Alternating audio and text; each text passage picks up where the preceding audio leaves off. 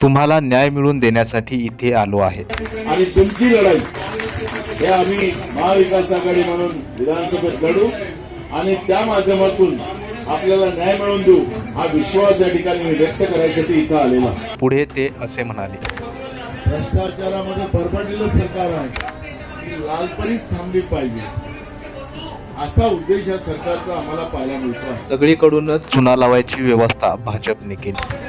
म्हणजे सगळीकडून आपल्याला चुना लावायची व्यवस्था या भाजपनी आणि आताच्या महायुतीच्या सरकारने आपली केली। खोटं बोलून सत्ता घ्यायचं आणि सत्ते माध्यमातून आपल्या राज्याला लुटायचं, या पद्धतीचं एक कृत्य, देशाला लुटायचं हे कृत्य हे लोक करतात आहे। आपण पाहतो आपल्या आजकाल त्या लालपरीमध्ये आमचा ड्रायव्हर छत्री घेऊन गाडी चालवतो। एसटी महामंडळच बंद पाडण्याचे प्रयत्न या सरकारकडून केले जात आहेत।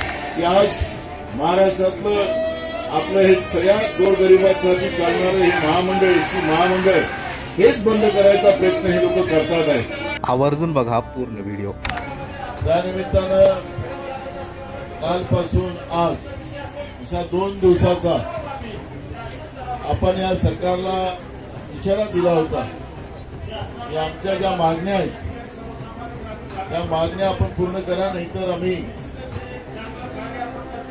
9 आणि 10 अशा या 2 दिवसाचं आंदोलन विधानसभेवर आम्ही करू।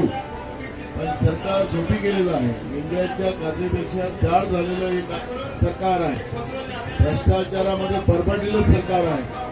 त्याला सामान्य गरीब माणसाचं, कामगारांचा आवाजही ऐकायची या सरकारला इच्छा नाही आणि म्हणून आपल्या सगळ्या भगिनी आणि आमचे सगळे युवकांना आज विधानसभेवर मोर्चा घेऊन या पावसामध्ये यावं लागलेलं आहे। या कार्यक्रमाला उपस्थित झालेले आमचे मराठी सहकारी रोहित पवारजी, आमचे इंटकचे राज्याचे अध्यक्ष कैलाश करंती, उपस्थित सगळे सेना, उभाटा आणि राष्ट्रवादी आणि आरपीआयचे सगळे नेते। खरं तर आपल्याला गेल्या 8 वर्षापासून आपलं एग्रीमेंट केलं गेलं नाही। आपल्याला आतापर्यंत जी परंपरा महाराष्ट्रामध्ये राहिली, कामगारांच्या, कृषी कामगारांच्या याच्यामध्ये आपण दर 2 वर्षांनी, दर 4 वर्षांनी आपण महामंडळासोबत आपला कामगारांचा करार होता आणि त्या कराराच्या आधारावर आपल्या ज्या मागण्या आहेत, मग टीएडी असतील, HRA असतील, अशा अनेक मुद्दे त्याच्यातले आपले जे काही त्रास असेल त्याच्याबद्दलचा करार आपण एसटी महामंडळाबरोबर करतो आणि त्याच्या माध्यमातून राज्यामध्ये ही आपली लालपरी गोरगरीब माणसाला, शाळेत शिकणाऱ्या शेतकरी शेतमजुरांच्या मुलामुलींना आपल्याला या प्रवाहामध्ये आणते। पण मी तुम्हाला या ठिकाणी विशेष सांगतो की लालपरीच थांबली पाहिजे असा उद्देश या सरकारचा आम्हाला पाहायला मिळतो आहे। मला आठवतं की महाविकास आघाडीचं जेव्हा सरकार होतं, मी विधानसभेचा अध्यक्ष होतो, त्या काळामध्ये महाराष्ट्रामध्ये ज्यांचं एसटीशी काही संबंध नाही, एसटी कामगारांच्या दुःखाच्या पद्धती त्यांना जाणीव नाही, असे नेते भाजपने सोडले। त्याच्यात 2 आमदार होते भाजपचे, एक परिषदेचे होते, त्याचं नाव मी इथं घेणार नाही, काही घेण्यालायकीचे नाही। आणि मग एक नकली वकील आणला, त्यांनी सांगितले तुमची केस मी कोर्टात लढतो आणि तुम्हाला कोर्टातून न्याय देतो। आणि आमचा भोळा बाबा कामगार, एसटीचा कामगार त्यांच्या जाळामध्ये फसला। मला आठवतं की तो कोरोनाचा काळ होता, एकीकडे पगार बंद होती, आमच्या घरच्या बाया भांडे घासायला जायच्या, शेतमजुरावर जायच्या, कामाला जायच्या, कसंही आपल्या पोरांच्या पोटाची खडकी भरायच्या। आणि त्यावेळेस तो वकील आपल्याकडून प्रत्येक जिल्ह्यातून पैसे गोळा करायचा, कोर्टामध्ये केस लढायच्या नावानं। आणि त्या माध्यमातून या सगळ्या लढाईमध्ये आम्हाला मदत करण्यापेक्षा आर्थिक शोषण, त्या मला त्याची डिग्री आहे की नाही तो एक प्रश्नच आहे मला, तो काय बोलतो, असा काय चेहरा करतो, तो टीव्हीवर कधी कधी पाहतो, त्याचा एक कॉमेडी शो पेक्षा खतरनाकच आहे ते। आणि त्या या सगळ्या परिस्थितीमध्ये आपला भोळा कामगार त्याच्यामध्ये फसला. आपण ऐन दिवाळीच्या काळामध्ये त्यावेळेस सांगण्यात आलं की आपल्याला बस सुद्धा बंद करून टाक. आपण एक वेगळ्या याच्यामध्ये होतो, आपल्याला ऐकायलाच नाही काय झालं, काही जादू गेली होती की त्या काळात ते कळालंच कारण नाही. मी अनेक कामगारांना भेटलो त्या काळामध्ये. मी त्यांना सांगितलं की तुम्ही या, तुमचं संघटन शिष्टमंडळ या, मी सरकारला बोलवतो. विधानसभेच्या माझ्या ऑफिसच्या दालनामध्ये आपण त्यांना सरकारला बोलवतो, तुम्ही बोलवा. पण ते ऐकायलाच तयार नाही. म्हणजे अशी परिस्थिती होती तो काळामध्ये. पण आपण त्याच्यात गेलो. आखरी काय झालं? आखरी झालं की आपली जी बँक होती खासदाराची तिलाही चुना लावून टाकलं. जे डायरेक्टर झाले होते त्या हवेमध्ये त्यांनी राजीनामे दिले.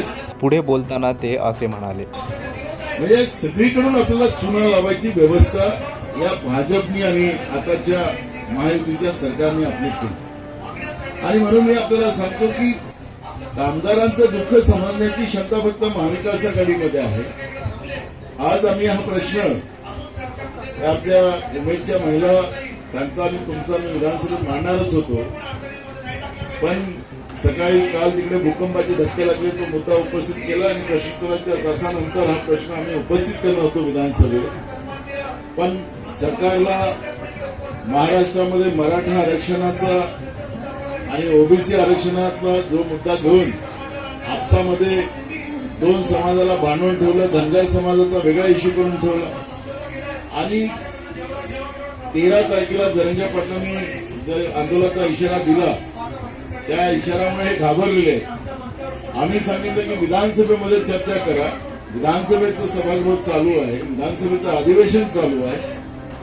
तुम्ही वेगळी मिटिंग घेण्यापेक्षा सभागृहात चर्चा करू, एकमताने ठराव करू आणि महाराष्ट्रामध्ये हे जो जातीय तणाव तुम्ही लोकांनी निर्माण केला हा थांबवू. पण आम्ही काल गेलो नाही, आम्ही विधानसभेत होतो आणि त्यांना आम्ही आग्रह केला, विधानसभेत आग्रह केला की आपण इथे या. ते म्हणले सायंद्रीला या. विधानसभेपेक्षा मोठं काय, ते आले नाही. आज सत्ता पक्षाच्या आमदारांनी विधानसभेमध्ये गडबड करून सभागृहाचंच कामकाज पुढे पाहून म्हणजे यांचं पितळ उघड झालं. याच फडणवीसनी 2014 मध्ये सत्तेमध्ये येण्यासाठी महाराष्ट्राच्या मराठा समाजाला सांगितलं की मी आमचं सरकार राज्यात आणि दिल्लीत केंद्रात आलं तर आम्ही मराठा समाजाला न्याय देऊ, धनगर समाजाला न्याय देऊ, गोवारी माना समाज आहे त्यांना आम्ही न्याय देऊ. याच फडणवीसनं 2014 मध्ये सांगितलं. देशात आणि राज्यात त्यांचं सरकार होतं, गेले 10 वर्षापासून आहे, हे देऊ शकले नाही. खोटं बोलून सत्ता घ्यायचं आणि सत्ते माध्यमातून आपल्या राज्याला लुटायचं, या पद्धतीचं एक कृत्य, देशाला लुटायचं हे कृत्य हे लोक करतात. आज बसची व्यवस्था काय, आम्ही सरकारला वारंवार सांगतो की अरे तो बस तरी चांगला द्या ना.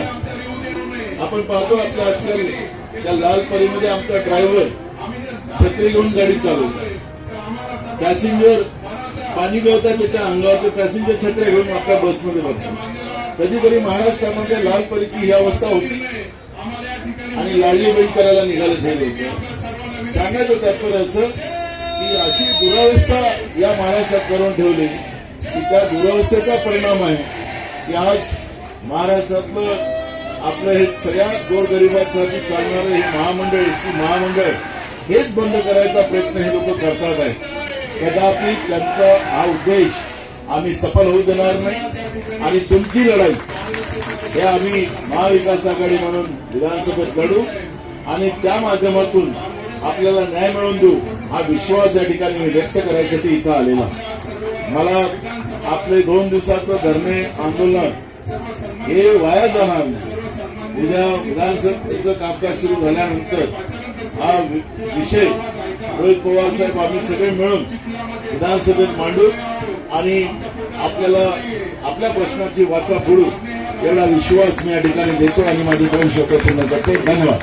या व्हिडिओविषयी तुम्हाला काय वाटते कमेंटमध्ये नक्की आम्हाला कळवा. मंडळी, व्हिडिओ आवडल्यास व्हिडिओला लाईक करा व चॅनलला सबस्क्राईब करा. आज महाराष्ट्रातलं आपलं हे सगळ्यात गोरगरिबांसाठी चालणारं हे महामंडळ, एसटी महामंडळ हेच बंद करायचा प्रयत्न हे लोक करतात आहेत.